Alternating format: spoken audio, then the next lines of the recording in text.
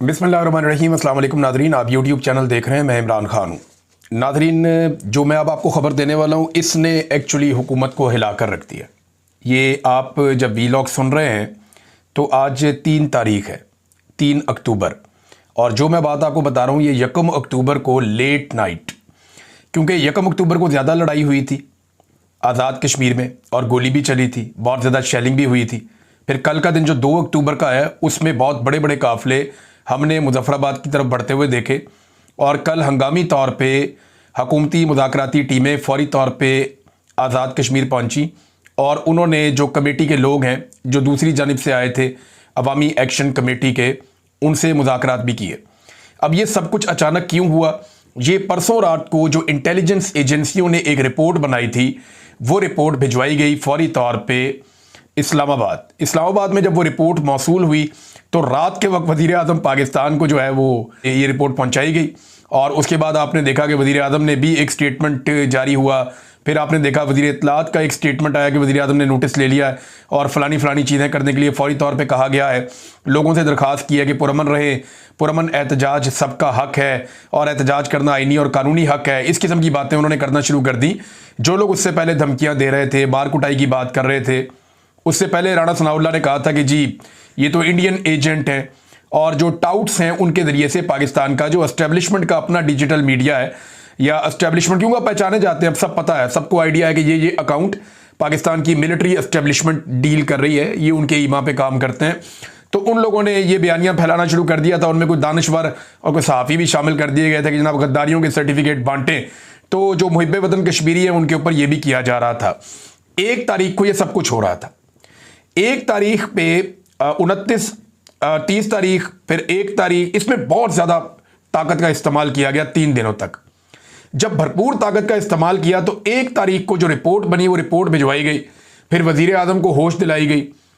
तो उसके बाद ये स्टेटमेंट आता है, और मेरी इतला के मुताबिक ये स्टेटमेंट सिर्फ वज़ीर आज़म के नाम से जारी किया गया।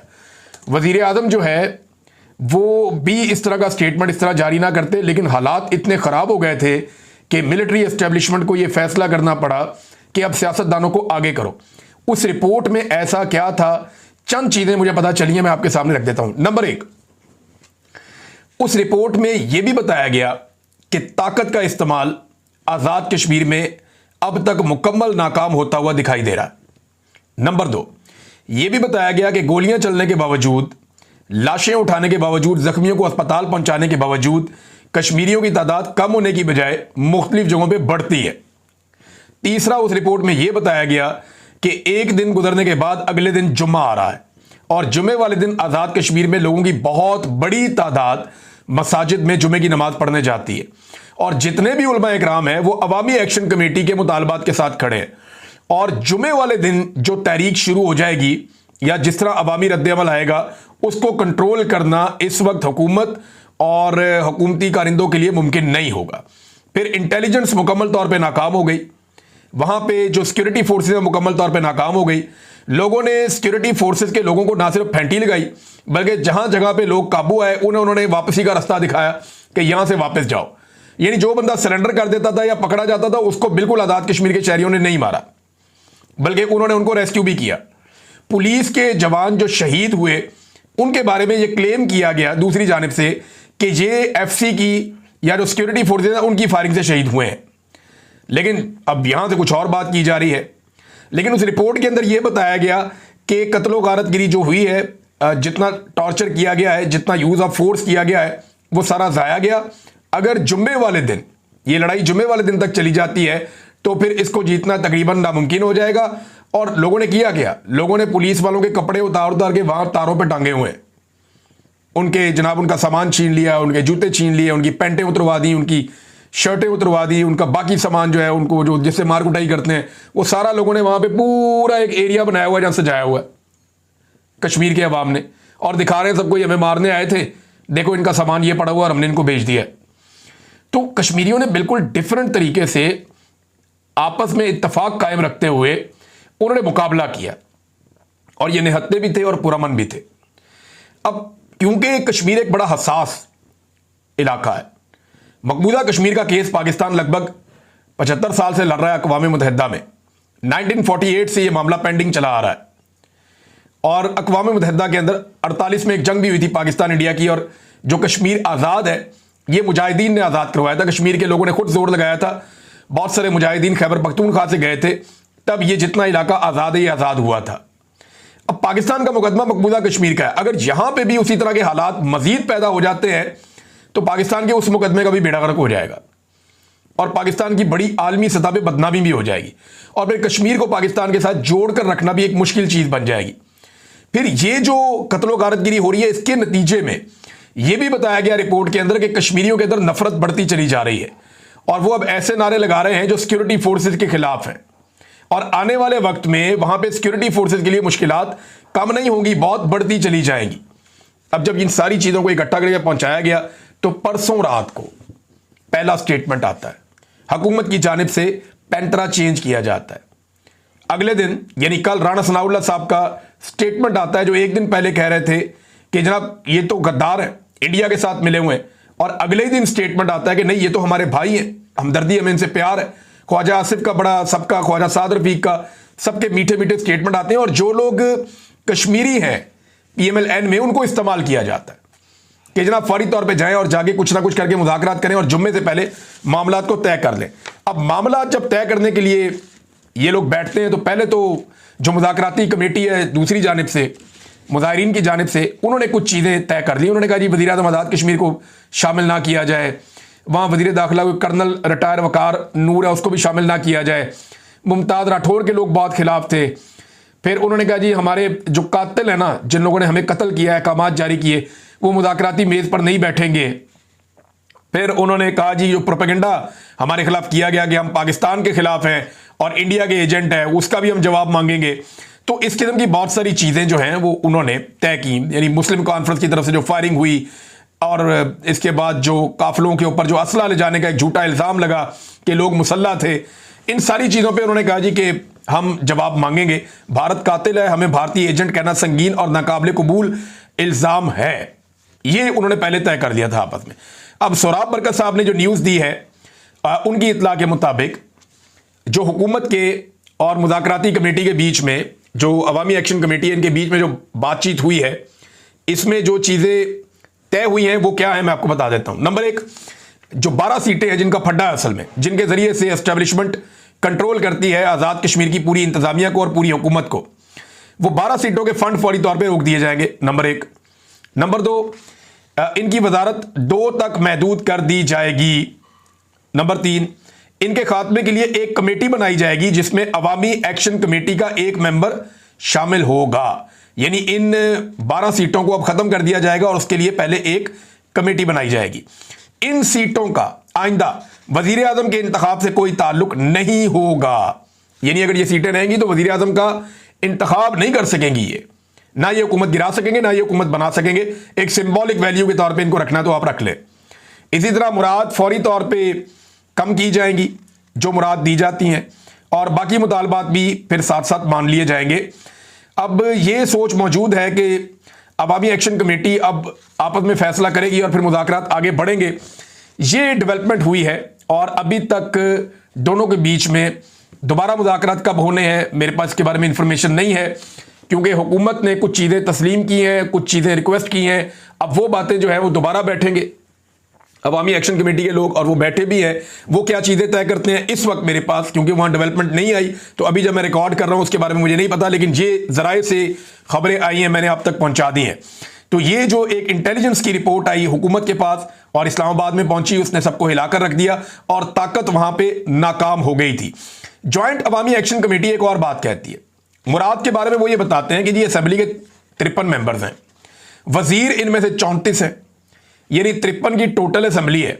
एक को अपोजिशन में डाल देते हैं और 34 उसके अंदर वजीर हैं इस वक्त, 10 उसके अंदर मुशीर हैं इस वक्त, वजीर आजम और सदर 2 बीच में ये भी शामिल है। तो जो लगभग 100 के करीब लोग हैं जो बड़ी मौज कर रहे हैं इस वक्त आज़ाद कश्मीर में।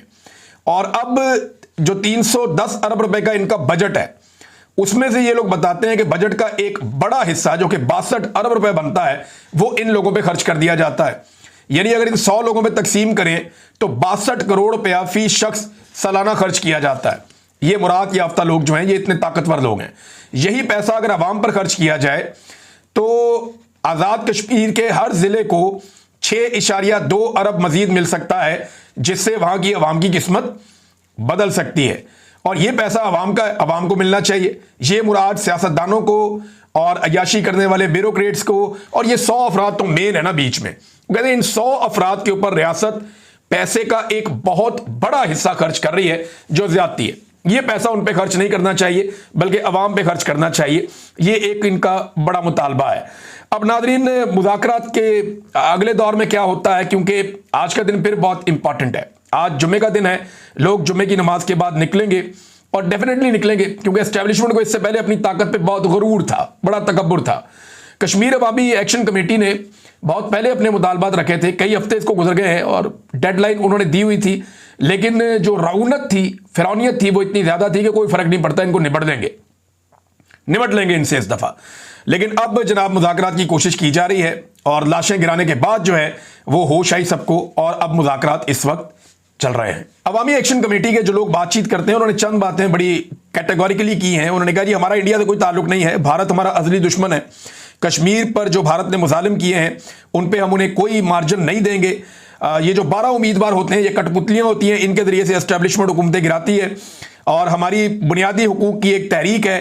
अगर हमारी पहली क़यादत पकड़ी जाती है, गिरफ्तार होती है, तो हमारी दूसरी क़यादत, और अगर वो गिरफ्तार होती है तो फिर हमारी तीसरी क़यादत का भी बंदोबस्त है, और अवाम हमारे साथ है। उम्मीद है कि हम जरूर कामयाब हो जाएंगे।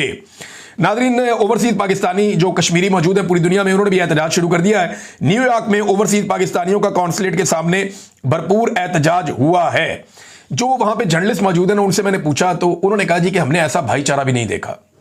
पाकिस्तान में अगर लोग ऐसे एहतजाज करें तो एस्टेब्लिशमेंट से बहुत जल्दी वो जान छुड़ा सकते हैं। गैर कानूनी और गैर आईनी जो किरदार है पाकिस्तान की मिलिट्री एस्टेब्लिशमेंट का, उसको सियासत से निकाल के बाहर फेंक सकते हैं अगर पाकिस्तान के अंदर भी अवाम ऐसा भाईचारा दिखाएं। बिल्कुल वैसा भाईचारा जैसा जमान पार्क में इमरान खान साहब के घर के बाहर लोग इकट्ठे होते थे और वो एक दूसरे को बचाते थे, एक दूसरे को प्रोटेक्ट करते थे। जैसे लोग इमरान खान के साथ इकट्ठे होते थे, वैसा भाईचारा कश्मीर में देखा गया। लेकिन ब्रूटल यूज ऑफ फोर्स के बावजूद ये लोग पीछे नहीं हटे। ये बहुत बड़ा फर्क है। जिसको जो काम मिलता है वो बता रहे हैं आजाद कश्मीर में वो करता है पूरी जिम्मेदारी के साथ, और हर आदमी को लगता है कि उसकी रिस्पॉन्सिबिलिटी और उसको फिक्र है कि ये तहरीक हर हाल में कामयाब होनी चाहिए। और शऊर इसमें एक बहुत बड़ा रीजन है। लोगों में शऊर है, लोग पीछे हटने के लिए तैयार नहीं है। नाज़रीन, एक चीज मैं आपके सामने रखना चाहता हूं, और ये चीज पाकिस्तान तहरीक इंसाफ के हवाले से है। तहरीक इंसाफ ज्यादातर तहरीक इंसाफ को ही नुकसान पहुंचाती है। इनकी ज्यादातर आपस में लड़ाई चल रही है। मैं इसलिए इन पर तनकीद कर रहा हूं कि ये एक अपोजिशन पॉलिटिकल पार्टी है, और अपोजिशन को हर इशू के ऊपर हुकूमत को टफ टाइम देना होता है ताकि हुकूमत की अकाउंटेबिलिटी होती रहे। अब कश्मीर में जुल्म और बर्बरियत है। अमली तौर पे पाकिस्तान तहरीक इंसाफ ने क्या किया? सिर्फ स्टेटमेंट जारी किए। गजा में समूद फ्लोटेला पर हमला, इसके ऊपर पाकिस्तान तहरीक इंसाफ ने क्या किया? इसराइल के साथ खुफिया मामलात करने पर जो इस वक्त की हुकूमत ने किए, उसके ऊपर जनाब पाकिस्तान तहरीक इंसाफ ने कोई अवामी सतह का रद्द अमल नहीं दिया। हत्ता कि खैबर पख्तूनख्वा में ड्रोन हमलों, मिलिट्री ऑपरेशन और जेट तैयारों की बमबारी पर भी सिर्फ अवाम को इमदादी रकम पाकिस्तान तहरीक इंसाफ की वहां की हुकूमत ने दी। पाकिस्तान तहरीक इंसाफ ने अमली तौर पर इन अवामी इशूज के ऊपर पूरी तरह से आवाज नहीं उठाई। चाहे करप्शन का मामला हो, चाहे चीनी में करप्शन हो, चाहे आटे में गंदुम में करप्शन हो, चाहे सलाब जदगान की मदद का मामला हो, चाहे कश्मीर का मामला हो, चाहे गजा का मामला हो, चाहे इसराइल के साथ खुफिया मुलाकात या चीजें तय करने का मामला हो। अभी मैं आपको एक खबर दूंगा आगे, आयशा सदीका साहिबा ने एक बड़ी खबर ब्रेक की है, बहुत बड़ा इंकशाफ किया है, वो इंकशाफ मैं आपके सामने रखूंगा। अब ये सारी चीजें पाकिस्तान तहरीक इंसाफ को अवामी पार्टी के तौर पर बाहर निकल के अवाम के अंदर इसके ऊपर आवाज उठानी चाहिए थी, लेकिन तहरीक इंसाफ ने अनफॉर्चुनेटली ऐसा नहीं किया। हालांकि सबसे बड़ी पॉलिटिकल पार्टी है, सबसे ज्यादा सपोर्ट उनके पास है, लेकिन इन मामलात पे भी वो पीछे रहे।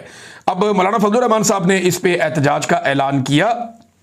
उन्होंने कहा जी जुमे की नमाज के बाद मौलाना फजलुर रहमान साहब की पार्टी जो है, ये जो गजा के अंदर समूद फ्लोटेला के ऊपर जो अटैक हुआ, जिसमें हमारे सेनेटर मुश्ताक अहमद साहब भी मौजूद हैं, तो इस हवाले से मौलाना फजलुर रहमान साहब ने एहतजाज का ऐलान किया। हालांकि अपोजिशन पार्टी पाकिस्तान तहरीक इंसाफ है, उसको यह ऐलान करना चाहिए था, उन्होंने ऐलान नहीं किया। इसराइल ने तमाम यरगमालियों को डिपोर्ट करने का फैसला किया है। मुबैना तौर पे जो लोग हिरासत में लिए गए हैं उन लोगों को इसराइल डिपोर्ट करेगा और यूरोप की तरफ डिपोर्ट करेगा। अभी तक जो इतला आई है वो ये आई है, अल्लाह रब्बुल इज़्ज़त इन सब लोगों को अपने ज़ुबान में रखे। इन्होंने अपनी जान पर खेलते हुए एक बड़ा कदम उठाया था। आयशा सिद्दीक़ा साहिबा ने एक बड़ी खबर ब्रेक की है, वो मैं आपके सामने रखता हूं। ये बड़ी इंटरेस्टिंग खबर है, आप सुनेंगे तो आप भी हैरान हो जाएंगे कि ये पाकिस्तान में चल क्या रहा है।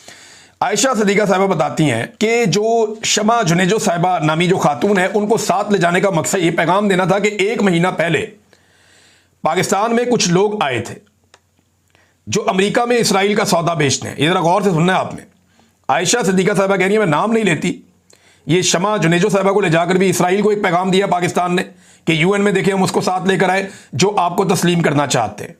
ये इसराइल को पाकिस्तान ने पैगाम दिया, आयशा सिद्दीक़ा साहिबा के हवाले से ये मैं बात कर रहा हूं।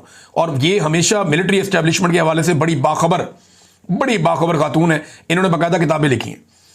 ये कहते नहीं, इसराइल को पैगाम देना था कि जनाब हम वो खातून भी लेकर आए हैं जो आपको तस्लीम करना चाहती है। 1 महीना पहले पाकिस्तान में कुछ लोग आए जो अमेरिका में इसराइल का सौदा बेचते हैं। वो मुख्तलिफ मदरसों में और मजहबी तंजीमों से मिलते रहे। ये मौलवी बिला वजह चुप नहीं है। ये आयशा सिद्दीक़ा साहिबा कह रही हैं कि बंदे आए थे, काम डाल के गए हैं, और काम कैसे डलता है ये हम सब जानते हैं। वो कह रहे हैं जी मदरसों में और मजहबी तंजीमों से मिलते रहे। कुछ बंदे आए थे जो अमेरिका में इसराइल का सौदा बेचते हैं और हुकूमत ने उन्हें आने भी दिया। हुकूमत जानती थी कि वो आ रहे हैं, लेकिन हुकूमत ने उन्हें आने दिया। ये एक तरह का इसराइल को पैगाम था कि हमारा आपसे कोई झगड़ा नहीं है और ये जो स्टेबलाइजेशन फोर्स है इसने जरूर इसराइल के साथ काम करना है। अब ये स्टेबलाइजेशन फोर्स कौन सी है? ये वो है जो डोनाल्ड ट्रंप बनाना चाहते हैं मुसलमान मुल्कों की और दीगर मुल्कों की, जिसको डोनाल्ड ट्रंप और टॉनी ब्लेयर कंट्रोल करेंगे। इसमें पाकिस्तानी फौजी भी होंगे, यानी पाकिस्तानी फौजी अब डोनाल्ड ट्रंप और टॉनी ब्लेयर के अंडर काम करेंगे, बाकी मुसलमान मुल्कों की फौज के साथ मिलकर।